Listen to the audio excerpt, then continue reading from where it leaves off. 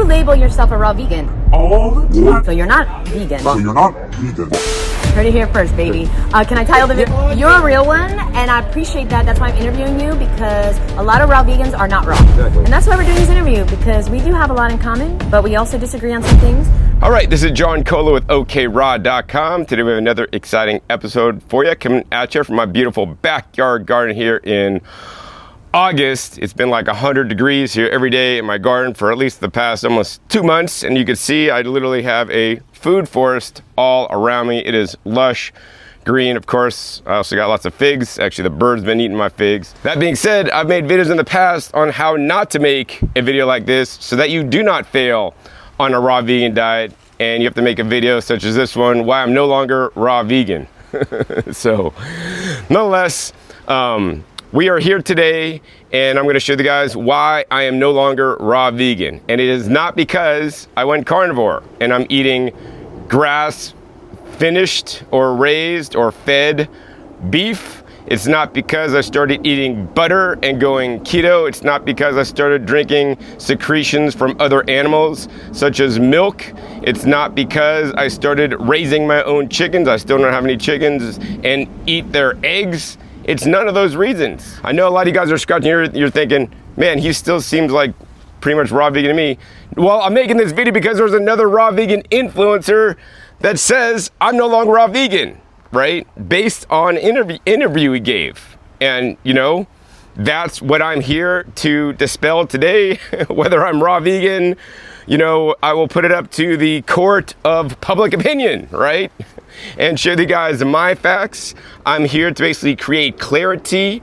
More importantly, have some teachable moments. You know, if I want to be if I have to be the laughing stock, or you know, you're watching this because of whatever reason, you know, at least I have your attention for a moment to share what is really important to me. Like, of course, connect with nature, growing your own food, eating the lowest on the food chain as you possibly can, and of course, minimally processing your food to maximize your food's nutrition, fiber potential. Okay, so let's get started. This all started at the 2025 Vegan Wellness Retreat that took place in Gaylord, Michigan. Nonetheless, that was an amazing time. They're doing it again in 2026. I would encourage you guys all to go. I mean, I think it really hit me when I was on the airplane. Actually, I almost started tearing up a little bit, because what I really miss about that event and other events that really get a lot of people with a similar mindset, you know, on the same space for a period of time. There were about 250 people there that all shared a similar mindset. So it was really fun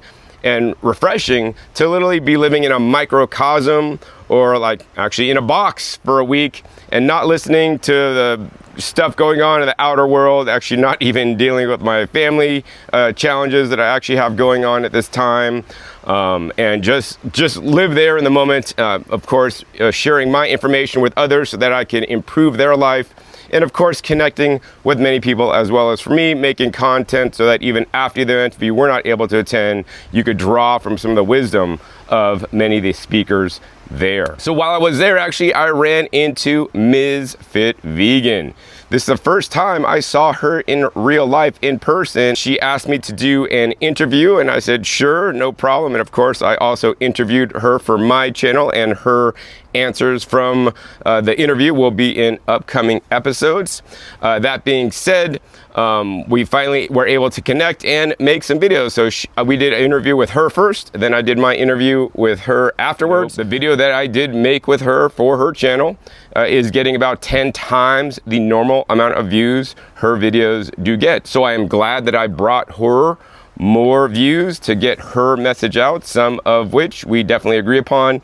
And there are, of course, a lot of other things that we do not agree upon. So the reason for this video is because of the title that she had for her video. I did feel it very strongly that I need, you know, share where I'm coming from so that people know the truth. You know, I have always been about honesty, transparency, telling it to you guys like it is, sharing my personal journey with you, sharing my blood tests, sharing my microbiome tests, right? Also, of course, sharing with you guys many published studies that I look up, spend time researching, reading, understanding, so that you guys can improve your health. That's why I have my channel today. It is my sole reason. My videos are 100% free for you guys to watch to benefit from my successes, but more importantly, as well as my failures. So anyways, let's get into this episode where I address the recent episode I had with Misfit Vegan. And for those of you guys that haven't watched that video, I'll post it down below so you guys could watch that. And I would encourage all my viewers to basically publicly share your thoughts of that video, not only under her video, but also under this video, so that I could know, how that video came off. Because after watching it, I'm like, man, there's some things that maybe I could have done better. And of course, I will address that also in this video. So first off, I want to talk about being a raw vegan or raw foodist, whatever you want to call it, because she says John Kohler is no longer raw or vegan. And so that is based on her definition, not mine, right? Definitions are everything, labels are everything these days. Unfortunately, I'm not a big fan of labels, and this is not news to any of my long-term subscribers. I made a video many years ago, will pop up on the screen, which I discuss labels and how I think they are not super useful, because they can really limit you and put you in a box, and in some cases even set you up for failure. So I prefer to use descriptive words instead. That being said, especially in YouTube titles, which you should have probably 69 to 70 characters maximum, I can't use long, words to describe things, to try to generate interest, to get views, to get my message out there. So in her title, she says, basically, I'm no longer raw vegan. And, let's step back a minute. What is the definition of being a raw vegan? So, there's the raw part, then there's the vegan part. First, we're going to cover the raw part. I have friends, love my friends, and some of my friends believe that if you eat, if you don't eat 100% raw, you're not raw vegan, right? This is where I believe Misfit Vegan to be. She is in that space. If you're not 100% raw, you're no raw, you're just cooked, you're a bad person, right? Putting a judgment on it. I don't want to put a judgment on anybody. I don't think we should put judgments on people. I think that's really not a good thing to do in our society. Nonetheless, let's go ahead and hear my definition of a raw vegan. And actually, I want to tell you guys a story about it. So when I was putting my website together, living-foods.com, way back in the day, I think it was around 1997, 98, with Dr. Rick Dina, who had been into raw foods much longer than myself. I was 100% raw, and Dr. Dina was less than 100% raw. And I really was like, hey, Rick, a raw vegan should be like 100% raw or nothing. He's like, no, John, I eat like, I don't know, whatever he was eating at the time, very high raw, 80, 90% raw foods. And he's like, John, we should be inclusive instead of exclusive. This will encourage people to eat more raw foods.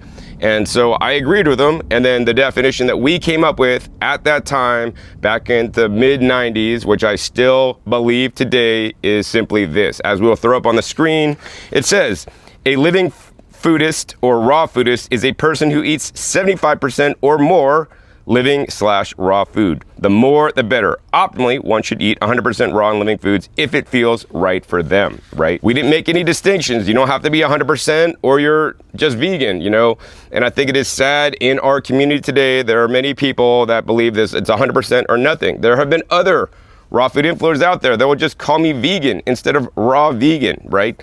If it's on their channel, they are free to do so. But I want you guys to know who are watching this, my definition, so you can understand where I'm coming from. If I eat 75% or more raw living foods, I'm raw vegan. And then if you even want to go further than that, it's just not 75%, because what is the 25%? I'm not getting fried vegan, burritos or fake meats and all these things.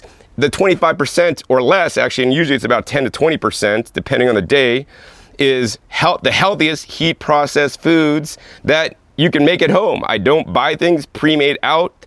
As a raw vegan, my stove is still disconnected.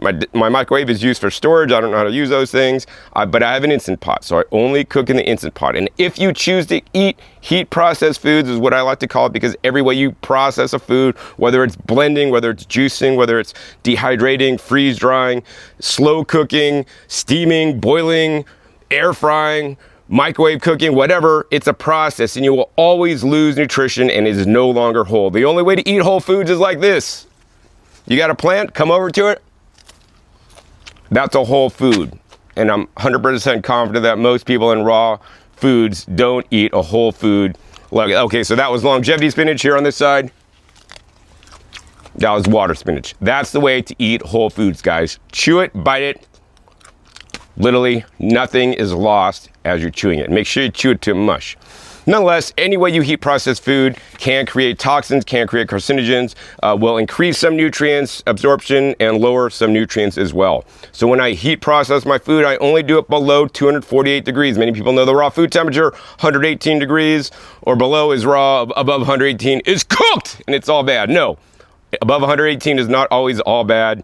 I will say above 248 is all bad, because that's when carcinogens such as acrylamide, AGEs start to form when it is in a dry heat. So I only cook in a wet heat below 248.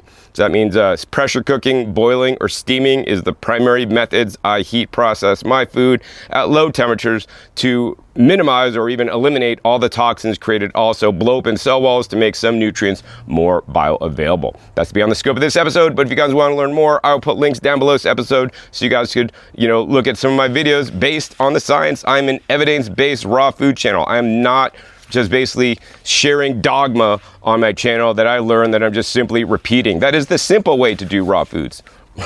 Fortunately or unfortunately, I do the more complex way, where I hear things, put it in my supercomputer based on my 30 years experience, based on the published studies, based on friends and other people that I've known that have been doing this for a long time. I talk to, I come up with my own answers, and that's what I'm glad to share here. So when I say I've been raw vegan for 30 years, it's because I've been living this lifestyle for the last 30 years, teaching it and promoting it consistently, right, throughout that time. And yes, for my first 25, 26 years, I was 99.9% raw vegan, meaning I didn't heat process any foods, although a small percentage of foods, such as some nuts that I couldn't source raw, may have been heat processed before I got them, or dried fruits or other small things, may not be entirely raw. And I never said it's about 100% or nothing. To me, it's always about moving towards something, moving towards health. And that's the number one reason I got into raw foods, for my health, for my failing immune system, and I almost lost my life when I was younger. So that's why I take this very seriously.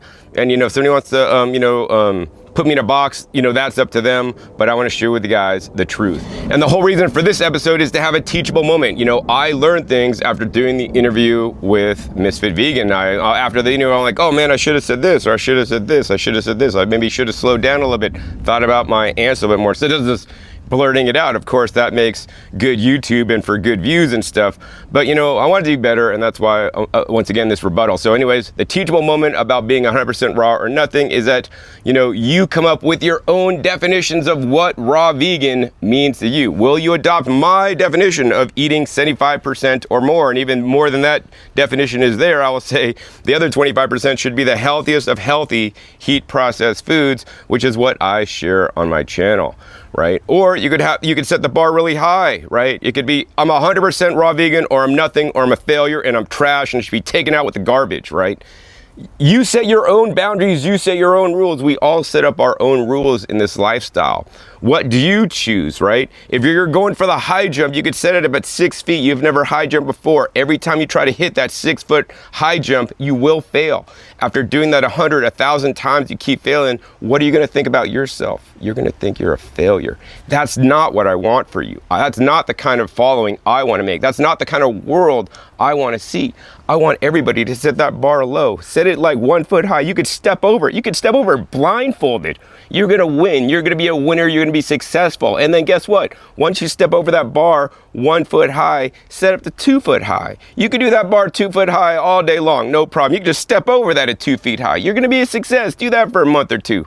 Then move it up to 3 feet. Go up to 4 feet, right? Each foot, maybe another 10% of, raw foods in your diet, right? Once again, slow and consistent wins the race. Hard and fast, you're setting yourself up for fail. I want you guys to always set your bar low so that you can achieve that, and then do that for a little bit, get comfortable with it, and then move the bar up to the next level so that you can sustain this diet, because this diet is 100% sustainable if you follow the teachings that I've learned over the many years, 3 decades doing this now, and seen so many hundreds of people succeed and so many thousands of people fail, unfortunately. So what do you choose? So the next point I want to make in this episode is now we're going to discuss the definition of what vegan means to me.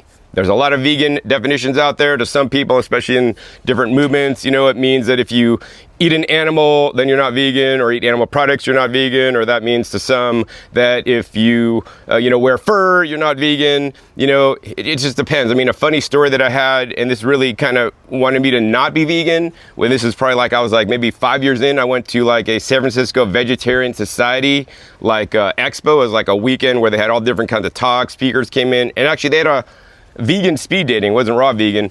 And then I basically was speed dating with a girl who was vegan, and she's like, and I told her how many years I was vegan at that point, or raw vegan at that point. And then she's like, oh, have you ever drinking, milk since you've been vegan? I'm like, oh yeah, I experimented with, dairy milk like 4 years ago or something. She's like, you're not vegan. And I'm like, okay, fine. She could believe I'm not vegan, even though in my mind I am, so that was like the harsh reality of maybe more of an animal rights style veganism, which I think was non-productive, because once she told me that I'm not vegan, I'm like, fine, I'm not gonna be vegan anymore, and screw this. And then you almost want to rebel against it, like, kids, I still rebel against my mom. Hopefully you're not watching this, Mom. Nonetheless, let's go over what the real definition of vegan from actually the UK Vegan Society, which actually coined the term. All right, so we're gonna go ahead and throw up the definition right here, so read along, guys.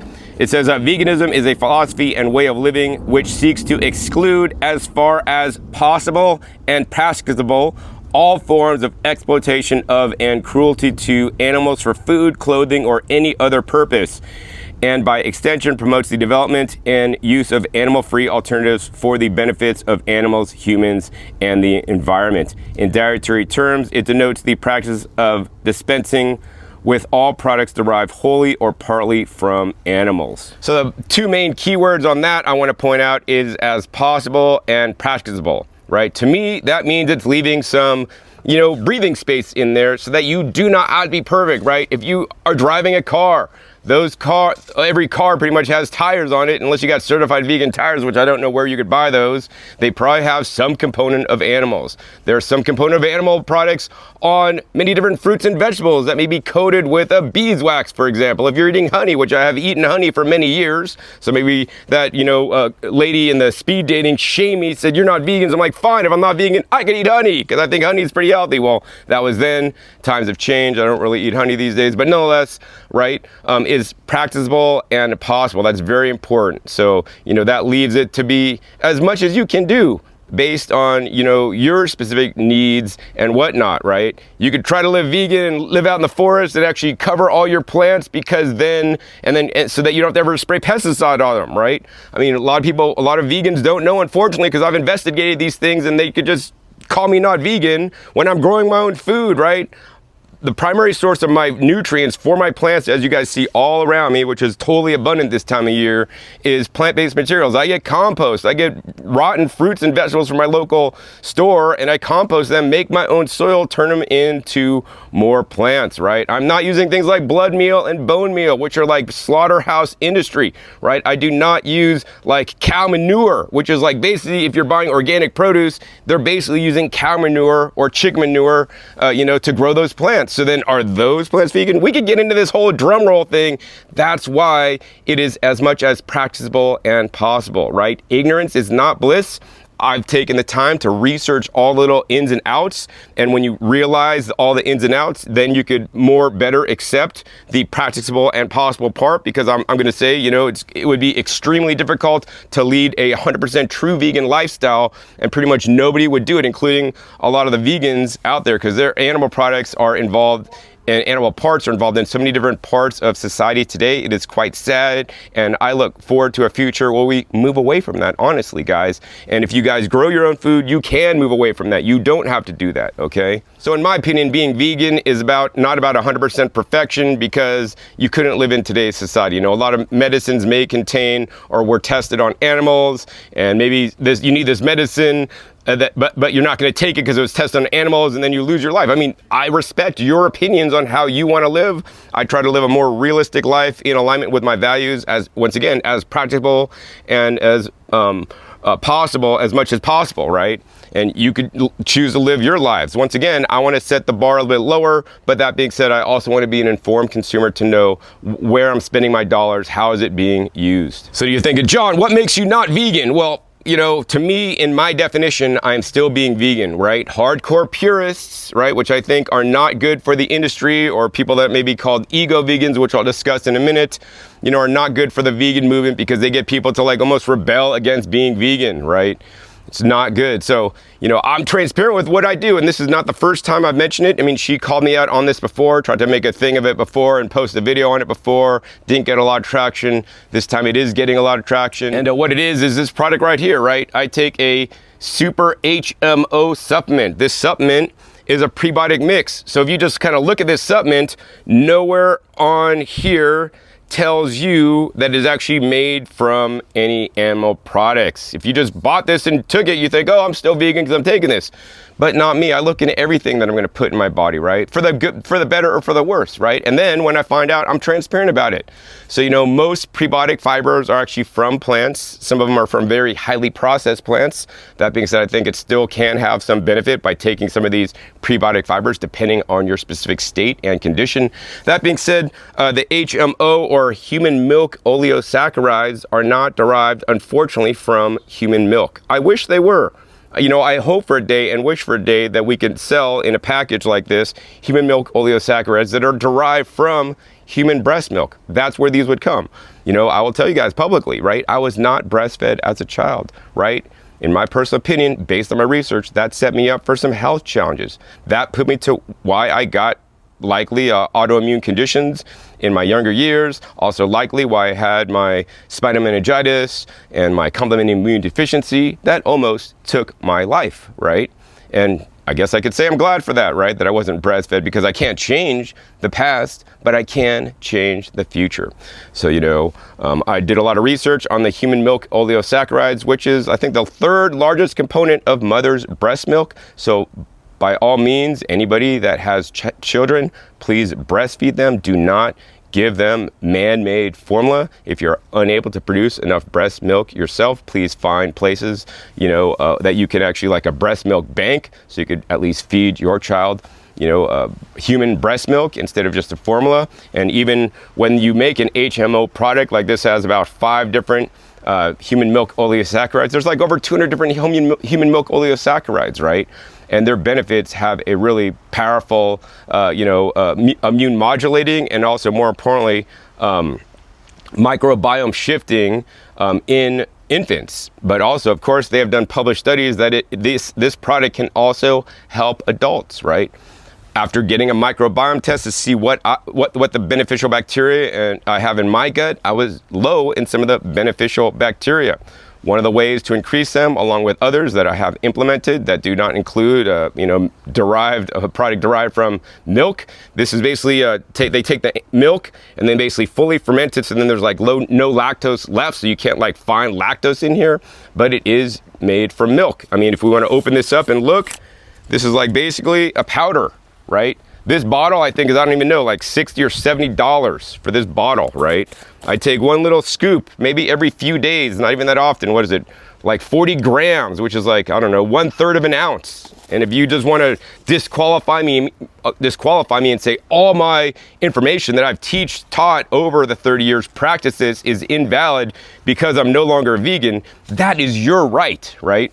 I don't think that's the smartest thing to do, because I continue to learn, research, evolve, and I've shared so many things that could help so many thousands of people. But yeah, that's where I'm at right now, and this is the product I'm taking. And what I'll say publicly is this, and I'm not scared to say this either, right? I personally, instead of taking a human milk oleosaccharide supplement, I would rather just have the human milk oleosaccharides from where it comes from in the first place, which is mother's breast milk, which I do not have any access to. So if any of you guys have access to mother's breast milk, I'm glad to actually maybe start being vegan again, according to some people's definitions, and drinking your milk instead of taking a supplement. It's definitely more natural. At this point in time, I'm not able to do that, so I am taking a supplement, for my personal health, right? This is very important to me, my microbiome, because I've seen, in my opinion, some raw vegans in the past lose their life because maybe their microbiome was out of balance. And, it's a topic that, other raw vegans do not believe in the microbiome or the power of the microbiome, or even getting a microbiome test, right? If you guys want to learn more about the microbiome test, I shared my results online so you guys could all see. Link down below. The few comments I want to give on that is that a lot of long-term raw vegans microbiomes tests that I've seen, they generally are not high propionate producers, which may bite them in the ass and cut their health short in the long run. That's why, besides taking the HMO, I also am starting to eat small amounts of heat processed foods such as purple sweet potatoes, beans, purple rice, purple potatoes. Actually, I had a grain bowl this morning with quinoa, millet, buckwheat, and oats, right? So once again, if you guys want to think I'm not vegan because I take a small amount of supplement, that's your right. I'm on my path, you're on yours, and as far as I'm concerned, I'm doing vegan as much as possible and practicable. So now I want to share the teachable moment for me that I've learned in this. Just because I don't fit into somebody else's label, that does not discount my 30 years of living this lifestyle, testing many different juicers, growing many different plants, visiting hundreds of farms that I have over the years to learn how to grow the best and highest quality food. All the published studies that I reviewed on my YouTube channel for free so you guys could learn from my research, my experience, and also all my friends and what I've learned and experienced from them and their lives, right? When I'm doing this, right? We do not want to live by dogma. We want to live by wisdom and results, not labels. So now what we want to do is I want to go ahead and hear from Jeff Nelson, a long-term vegan who talks about this and made a video on his channel about it. He would call these kind of people ego vegans. Hey there. This video is about who can call themselves a vegan. There are a small group of vegans out there who like to go around and tell other vegans, you're not vegan, or you're plant-based, or you're this, you're that. And this video is to look at that question, and it's to kind of reassure people who are not sure if they're vegan or not because of what someone else has told them, that you are a vegan. Watson wrote on this question of judging, and judging the consistency, as he called it, of the individual vegan. Here's what he wrote. The movement should grant to the individual the right to judge how best to meet each personal problem as it arises, and there should be no inferior section reserved for those who cannot live consistently according to the movement's definition. Loyalty cannot be measured merely by the standard of consistent practice attained, nor can a person's value to the cause be assessed in this way. So it's almost like Watson was foreseeing that a certain type of vegan was going to come along and have a purity test and try to attack other vegans and, get more views on YouTube by doing that. And he said, no, that's not the way to go. That's not what veganism is. So the next topic I want to discuss is progress over perfection. And once again, this is like the 100% or nothing mentality, right? If you are teaching somebody and you teach them, you got to be 100% or, you're a failure, then, people are just going to bail. You're going to lose them, right? I mean, and then no progress is made, and then they're basically back where they started, right? We could look at a lot of the raw vegan influencers over the years that were trying to do this hardcore restrictive diet, which I do not preach. I encourage you guys a diverse diet of many different plant foods, including heat processed ones if you feel the need to do so that you can succeed on a raw plant-based diet if that is your sole desire. Once again, the more restrictive, the more pure you need to be, right? The more you're setting yourself up for failure. Whether it is in juice fasting and then going breatharian or just eating mono fruit meals, right? Or even just in definitions and putting yourself in a box with labels, right? You're setting yourself up for failure. My goal is to bring as many people up to success as possible. And from what I've seen, the higher the level of fresh fruits and vegetables and other plant foods that are minimally processed as possible, you're gonna be more successful. And if you just eat one morsel of, chocolate chip cookie after all your fruit because you're just mineral deficient and need something else because you're not eating your greens, then you're a failure. But then maybe you'll come back to the teacher that's teaching us so that they could do some emotional coaching on you on why you failed. Well, if the teacher is setting the bar so high, maybe that makes the teacher very important, right? My goal is to not make the teacher important, me. My goal is to make you your best teacher by setting the bar low so that you could totally win and achieve victories every single time. And then you, of course, get to raise your bar at the level you see fit, right? I mean, I'll tell people that want to go raw vegan overnight, not to. If you're eating a junk food diet now, I'd say keep up your junk food diet. And raw vegans would say, what, John? Why you teach them to keep their junk up? Well, if they're not in an immediate health crisis, then you need a more immediate intervention and a more hardcore response. But if you're just a generally healthy person trying to lose some weight, I would say, yeah, eat 80% of your standard American diet and then just, switch out 20% to healthy foods, or even 10%, and keep that up for a month or two, right? And once you get that down nailed, right, then start increasing the raw and decreasing the junk food, right? This is a way you will succeed instead of fail in the long run. It makes much more sense to me. I've seen over the many years I've been doing this, right? That's why I don't teach it to just go raw overnight. I mean, that's what I did, but I had a strong carrot and stick because I almost lost my life when I was younger, and I didn't want that to happen again. So, by the inch is a cinch, by the yard it's hard. Set yourself up once again for success, not failure. So consistency beats intensity, right? 80 to 90% raw vegan, over many years, is much better than 100% raw vegan for a half a year or a year or until you fail. I mean, this is a story that I learned at actually the Vegetarian Summerfest many years ago when I actually heard Dr. Michael Clapper talk, and I was surprised to hear at that event, and this really shifted my mind. Maybe sharing this story will shift yours too, but basically at that talk, Dr. Michael Clapper said it's far better to get 90% of the population, 80% vegan or 70% vegan, than 1% of the population 100% vegan, which is basically 1% of the population, or maybe 2% is 100% vegan, right? We will save more animals by more people eating more plants and less of the animals, even if they never go 100%, right? To me, that is wisdom instead of the dogma of this, wanted to think you're the best, you're the purest, you're 100, I will bow to you and kiss your feet. That's all for the birds. Let's save some birds. Let's save more animals by just, once again, taking it one step at a time to save more animals by getting more people to eat more plants and then getting them to eat less animal foods. And on the same token, another thing that's very important to me besides just saving the animals, saving other creatures on the earth, is also getting away from the processed and junk foods. Those are far more hurtful to the planet because of all the carbon emissions it takes to grow, all the energy required to create, process, and ship, and also, of course, a lot more damage to your personal body when you eat some of these processed foods. So I'm all for 100% whole, raw, living foods, as processed as minimally as possible. And, these are things I teach that you're literally not going to hear anywhere else, because these are the things that I've really dove deep into and researched and get to show you guys so that you could actually improve your life step by step by buying a new vacuum blender, by getting an Instant Pot instead of cooking in your oven and baking it and creating carcinogens, which prematurely age you and can cause cancer and whatnot, right? That's what I'm about, man. By the inches, since by the yard, it's hard. Go simple, create successes, and win for the long run. So now I want to contrast the approaches. One approach says, you're not perfect, you're out.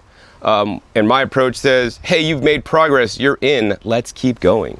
So the bottom line is that bullying pushes people away from plants, and encouragement brings them closer to plants in eating a more natural, health-based lifestyle of real food. If the goal is to get somebody to eat more raw and vegan foods, which way do you think works, right? Bullying and basically talking down to them when they failed, or to build them up when they make successes one step at a time. So now I want to show you guys a clip from a YouTuber that I didn't know about before, that made a video about the rise and fall of 2010 raw veganism, which I would agree, right? There was a big rise in 2010, and then actually there was a fall afterwards. Let's hear from this YouTuber about her thoughts on this topic. And he calls these people ego vegans. He talks about how, this isn't really the point of veganism, and it's not really helping the cause to nitpick people and to be like, you're not a real vegan because you don't do X, Y, and Z things perfectly.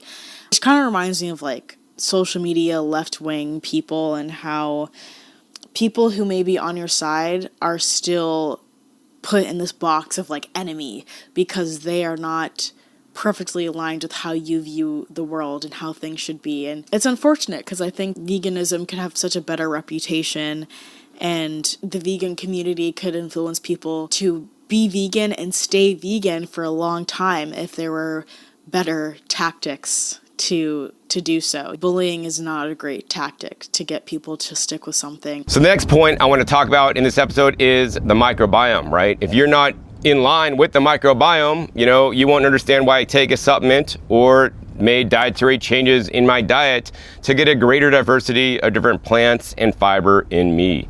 I mean, the summary is simply, my microbiome was not where I want it to be. If the raw vegan diet is perfect, right, as I had thought and as I was taught, right, my microbiome would have been perfect, because if we're eating the optimal diet for humans, then my microbiome would also reflect that. My microbiome did not reflect that, right? I saw standard American conventional diet or eaters, they ate a lot of whole food plants, right, with better microbiome scores than me, right?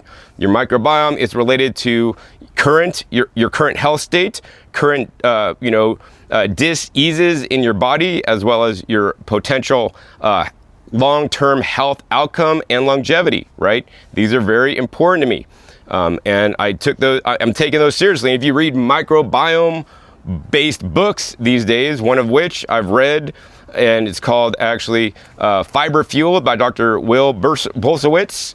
I mean, he talks about one of the main principles is to eat 30 different varieties of plant foods a week, right? I could eat those in a day in my garden because I got, 3 different kinds of leafy greens right here you're looking at, and several more back there. But my goal is to eat diversity. Some plant foods, such as the ones I got back there called the chaya, if you eat them raw, you could kill yourself, right? So you need to heat process some foods. Also, things like resistant starch are created when you cook things like purple sweet potatoes and potatoes, which were deficient in my diet. I know many raw vegans may not believe in the microbiome, but if you are doing this not for just beauty, looks, or weight loss or whatever, then I would encourage you guys to look into it on your own. I mean, of course, I have my own videos where I discuss this, and we'll have videos in the future with microbiome as some of the new emerging research comes out. But I want you guys to take that into consideration when you make your food choices. I think this is another point that other people in the raw foods movement don't understand about me, is that, to me, health is not about just what you eat. It's about your lifestyle, but it's also, more importantly, about something now that is discovered that was not discovered when I started my raw vegan journey in 1995, is the microbiome, because that is an integral part to your health. All right, guys, the next part of this episode is probably the most important part, because I want to basically dispel and actually discuss some of the things that I talked about in the video interview I did with Misfit Vegan. All right, it's about vitamin B12. This can make you or break you, or even give you irreversible nerve damage and problems with your health that you cannot fix, right? God bless Dr. Tim Trader, who once used to believe, as Misfit Vegan does today, you do not need to supplement B12, and she's not supplementing, right? And actually, is that even true? We'll discuss that in a quick minute. But with Dr. Tim Trader, put the link down below. I made a video with him where we hold up our hands, and his hand, when I'm just sitting there, he can't keep his hand still. It's shaking. He has irreversible nerve damage. By the time you get some symptoms of B12 deficiency, that nerve damage may have set in. Even if you get a B12 shot, that nerve damage and other damage that has already happened to you may now be irreversible, right? Do not sit by dogma, or let dogma control you, right? I don't know why in this day and age somebody would do that. Just take a supplement. They're super cheap, inexpensive. I recommend the methylcobalamin type. If you want a specific link, I'll put a link down to my Amazon shop where I have all the different products that I use and recommend in there, so you guys could take it. And if you don't want to take a supplement, I respect that. I would say minimally you want to get tested for the B12, which is actually the worst test you could do. It'll show you that, guys, the number, but that actually doesn't tell you if the B12 that you have is actually working in your body. So then you want to take it to the next level, and these tests cost additional money. That's the homocysteine and methylmalonic acid test. And if you guys don't have a doctor to order those tests, that's all right, because I figure ways to work around the system so that you guys could order your own blood test in most states, with a few exceptions. Once again, links down below to those videos, right? I put this information all out for free because I don't want you guys to become damaged due to a B12 deficiency. That, some people in raw vegan movement don't take B12, and, basically when they say that, that will almost encourage other people to do the same, and then it may be to their peril. So of course, if you guys still don't want to take a supplement, that's all right. I find workarounds to all these things, because once again, I'm all about giving you guys options, not putting you in a box, making you stick to some lame label or whatever. And actually, once again, recent video down below. This last March, I went to the Natural Health Products Expo West in Anaheim, California, and found a nutritional yeast product that contains B12 that is not fortified. If you take a nutritional yeast, most of them are fortified, and then they have a B12, so you can get your B12 that way. I only recommend eating unfortified nutritional yeast that does not have the B12 added, because the fortification also adds things like folic acid, which is not the folate found in leafy greens, which may cause other health problems. But this new B12 that I discovered from Germany is basically grown for the B12 content, not added or fortified, so that you could get B12 now from a food. This food is not a raw food because it's probably been dried at too hot of a temperature than raw Foodist, but it's the closest you could get to getting B12 from a food at this time. There's some other foods out there that may contain B12, such as some chlorella, might have it. Some people have said the duckweed or the lentine powder may have it as well. But I say, hey, supplements are cheap. I take a supplement, and I think it's not worth risking your health. Now, I'm also bringing this up because, I found an older video of Misfit Vegan where actually she said she did take supplements. And of course, in the interview that you may have saw in this recent interview, it said she did not take any supplements in the last 15 years. So she's actually contradicting herself. So first up, let's hear from Misfit Vegan at the Vegan Wellness Retreat 2025 that we filmed in the video, where she says she has not supplemented in 15 years B12. So do you supplement B12? Never. All right. 15 years. So I had I'm low. I'm low in B12. Okay. So all right, so clearly to me, she's saying she did not supplement in the last 15 years. And now let's go back about 3 years to a video that I found online where she said she did in fact supplement because she was tested and was low. Okay, and number 10, the 10th thing that I did as a raw vegan that was not healthy, that was a big mistake, was that I did not take B12. Okay, so for the first, I believe it was like 7 or 8 years of my raw vegan adventure, I did not get a blood test, and I had no idea that I was B12 deficient. Okay, so I highly recommend you get a blood test as soon as possible. And I don't think you should get an abundance of blood tests. I do believe that getting too many blood tests does lead to deficiencies, so I don't recommend one every year. This is just my personal opinion, but I do recommend that you get one and you see your levels. And if you are B12 deficient, that you take a B12 supplement. I take a brand called Live Wise. It's a liquid form of B12. It has really helped me a lot, and I'm really grateful that I discovered this supplement. However, I was most likely B12 deficient before I came to the raw vegan diet. This is what my doctor said, because my levels were so low that there's no way that could have formed in that short amount of time. It takes many, many, many, many years, decades. And he believes that I was B12 deficient before I started eating raw. Here's the thing, guys, don't shoot the messenger. I'm just sharing content that is freely available online. If you guys found it, you guys will be able to see the inconsistencies. The one thing about me is that I'll always be transparent to you guys like it is. If I'm taking a supplement and I happen to research it, which I did, and I found it's, grown on dairy, I'm gonna tell you guys that, because I don't really care. You guys could label me however you guys want. I know who I am as a person. I live my life in the most sustainable and healthy way as possible. So next up, I want to share with you guys more about my thoughts on the title that Misfit Vegan used. Of course, that's not necessarily a title I would put. But I understand that she wants to get views and, get some views on her channel. Once again, the video I did with her got her about 10 times more views than she would normally get on her channel. So, I'm glad that at least that video is getting views. And if I get some traffic from that video and people come over to me and start listening to what I'm sharing, and then, maybe I get some people that are going to listen to me and actually I'll help them make some differences and changes in their lives that other raw food teachers and influencers were not. I think that if somebody is, living by rigid labels themselves, instead of trying to come to a more rational realization or in a more, easy to achieve goal than to defend your ego and your label, the only way to deal with this is to basically make somebody else wrong so that you can feel good about yourself, Hey, hey, I did this as a kid, putting down the other kid so I could feel good about myself. But hopefully as you get more mature and live on this planet longer, you know, you're gonna learn other ways that are more smart, to live on this lifestyle so that you can make yourself out to be success instead of failure. So sometimes a rigid label becomes somebody's identity. And I totally understand that. You know, for a long time I was a raw vegan and that was who I was. I mean, Kailash talked about this as well in a recent video I did with Kailash, and it was like, I'm a raw vegan, right?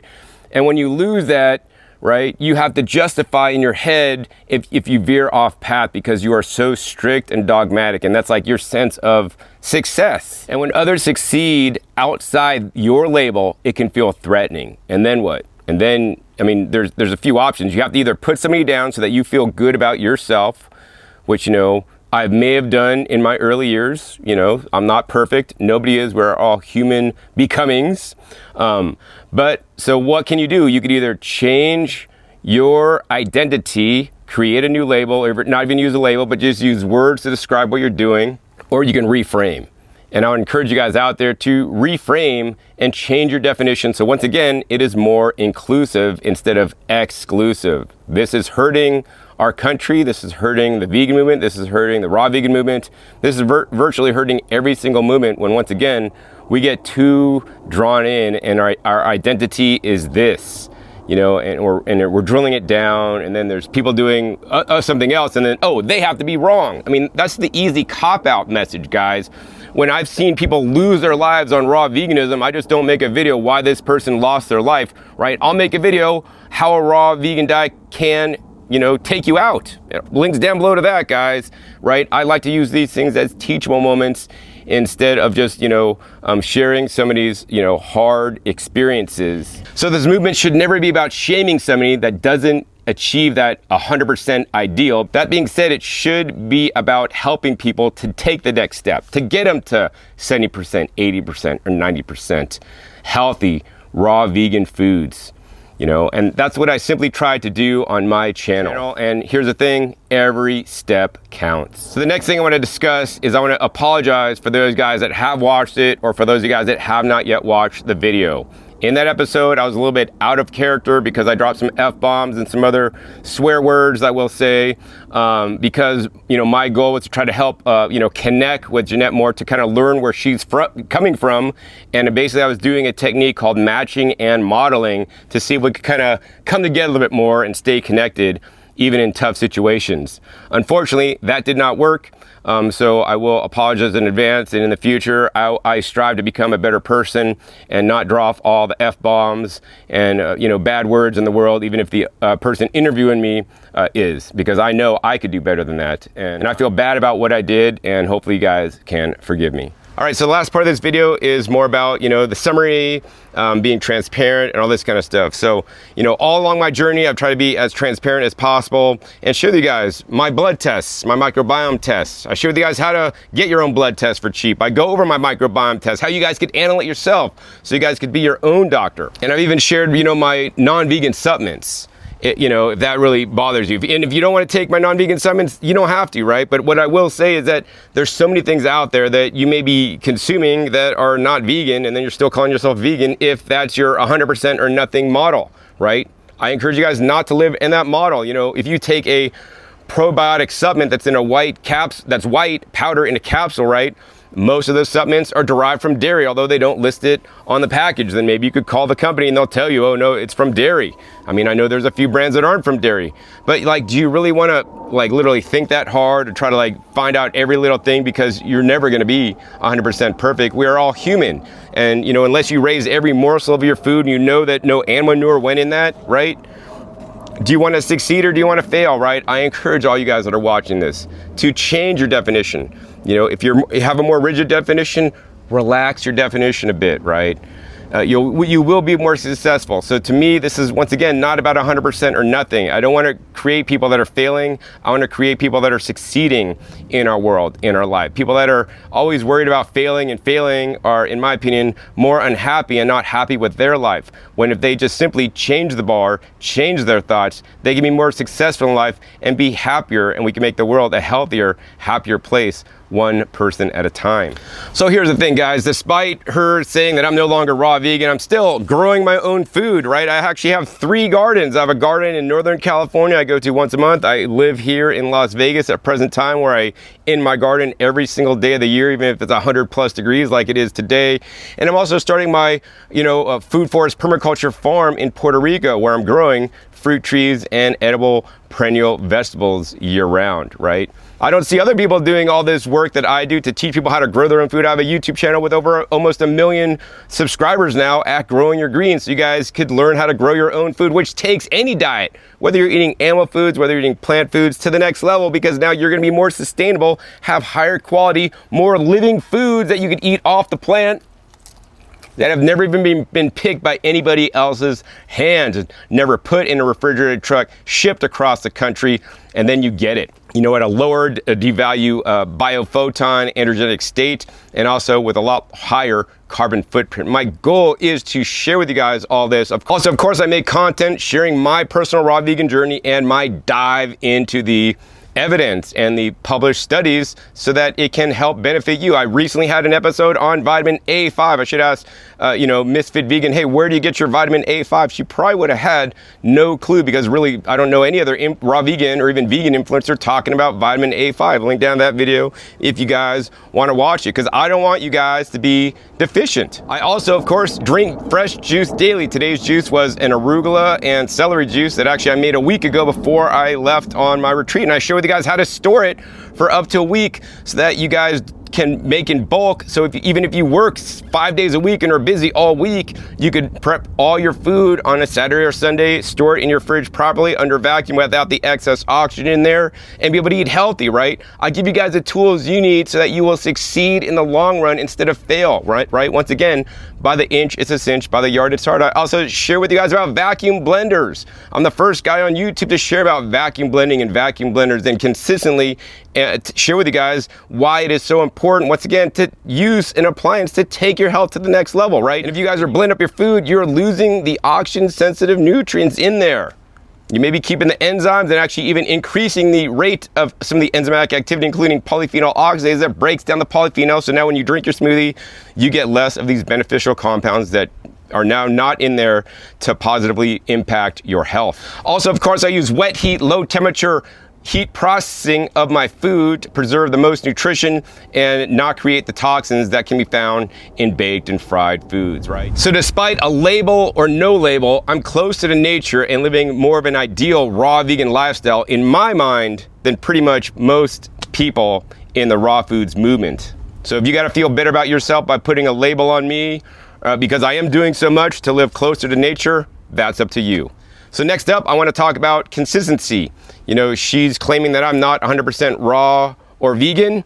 Meanwhile, she claims she is 100% raw and vegan. But then meanwhile, if I just go to her website, I pulled up this chart here and you guys can see she has helper foods that we'll scroll through right now on the screen. And even passionate raw creators acknowledge using help foods that are not 100% raw, that can be pasteurized, steamed, or fermented. And if she lives up to her own definition of raw, which is 100% raw, then based on the information on her website that we'll throw up right here, she's not 100% raw either, because on her website it says she has helper foods. And especially down at the bottom, you could see she says explicitly that she will buy toasted nori.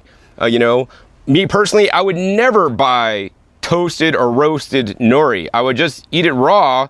As a raw vegan, I personally would never buy toasted nori. I only would buy raw nori. So basically, I learned about nori a long time ago because I've even interviewed one of the biggest importers of raw nori into the country and actually made some direct orders with him to buy his raw nori. Raw nori should be more of a purplish tinge. So, my goal is to have food as minimally as processed as possible. Even then, I've even gone out into the ocean and harvested my own seaweed fresh, which is the best way to consume it. Meanwhile, some raw vegan influencers will, promote heat processed foods and then still call themselves a raw vegan. I'm not there to put any shade on anybody. I'm just kind of sharing what I found out there. So I think this is the end of this video where I basically shared my thoughts on this topic so that you guys could learn more about me instead of just reading labels and think, oh, now John Kohler's a bad person because he's no longer raw and vegan. And if you guys still want to think that after watching the video with her, that's up to you. I just want to come out and show you guys. And once again, like I always am, be transparent with you guys. And for those of you guys that are longtime viewers of me, this is not going to be any news to you. I've often said on my channel that to me, raw vegan means 75% of your diet or more is coming from raw and living foods. Even then, the 25% for me is not just any old cooked vegan junk food out there. It is only food I make at home for the most part that I steam, boil, or pressure cook. And as also I've said before on my channels many times, I've always shared my definition of veganism that comes from the vegan society. I don't believe myself to be an ego vegan. Maybe when I was younger I did, but that one girl at that vegan speed dating event humored me many years ago and almost made me like actually not want to be vegan. So, and I know how I felt when that happened to me, and I don't want you guys to feel like that either. So, I mean, in the end, whether you call yourself raw, vegan, plant-based, you're just starting, we're all on the same team here. Where we want more health, more compassion, and more connection to nature. For me, that means eating mostly raw, lots of living foods, and strategically using plants to support my microbiome, B12 status, and overall health. I've been at this since 1995, and I'm still learning, still sharing, and I invite you guys to join me wherever you are at on this path. So I really hope you guys enjoy this episode, learning about my thoughts and sharing my views on me being no longer raw and vegan. Although other raw vegans may call me not raw and not vegan, which I'm all right with, because they have their own definitions too. They need to, link their identity, to labels, which, they could do. They're freely open to do that. I will just sit here and be resilient and actually connect more with nature, go back to my garden and eat more whole plant foods as minimally processed as possible. And I hope you guys honestly do the same. Now, I will put links down below to Misfit Vegan's video interview that she did with me if you have not yet watched it. If you guys do watch it, I encourage you guys to leave a comment under that video and share your thoughts on it, as well as also coming back to this video and leaving your thoughts on this video, because I would love to know. This is how we create a dialogue, how we create a community. Also, of course, links down below to some of the other video clips that I've used in this episode. I will link the full links to the videos if you guys want to watch those. I mean, I found it really interesting and curious. Watch the rise and fall of 2010 raw veganism, and some of the people and influencers that were listed in that video are still doing it today. While I will say that a lot of people got raw vegans into the movement, it also got a lot of people out of the movement, right? This is what that style of teachings tend to do, in my opinion, from what I've seen. That's why, once again, I have a more realistic way to get people into the movement and then have them stick to the movement, even if they're not going to be 100% of anything. So if you guys enjoyed this episode today, coming at you from my beautiful backyard garden, please sure to give this video a big thumbs up. More importantly, share this with other raw vegans so that they could learn some of the best ways to live on this plant-based, raw, fruit and vegetable dominated lifestyle, and learn how to set themselves up for success instead of failure. Also, be sure to click that subscribe button right down below so you never miss my new and upcoming episodes that are coming every 5 to 7 days. You never know where I'll show up, what you'll be learning on my YouTube channel, and to make sure you click the little bells to get notified as my new videos come out. I wouldn't want you to miss any single episode because I dive deep in many of the episodes into the science so you guys can optimize your diet at whatever stage you're at. Also, be sure to check my past episodes. Past episodes are a wealth of knowledge. Over 900 episodes at this time on this channel dedicated to you guys all about how to eat a living and raw foods diet that's minimally processed to maintain the most amount of phytonutrients. A couple of my videos down below to my thoughts on heat processed foods as well as microbiome that are very important for long-term success in my personal opinion. So with that, my name is John Kohler with OKRaw.com. We'll see you next time, and until then, remember, keep eating your fresh fruits and vegetables. They're always the best.